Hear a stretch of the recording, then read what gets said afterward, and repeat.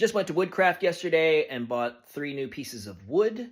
Right now, currently, I have 37 different types of wood on the wall, but now with these 3 pieces, I'm gonna have 40 different types of wood on the wall.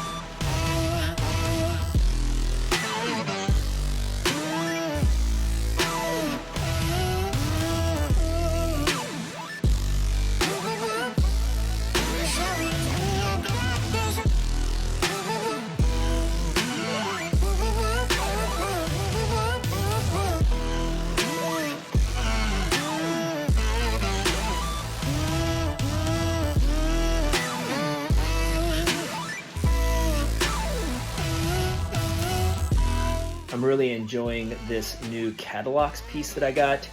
I love the fact that it has the sapwood, and in the transition area, it's got like a black outline.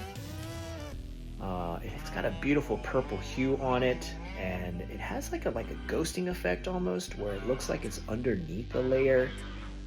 And it's very subtle, but very beautiful wood. It is got a Jenga rating of 3660. It is hard as a rock and super dense. It's the hardest wood I have on the wall right now, but I can't wait to put it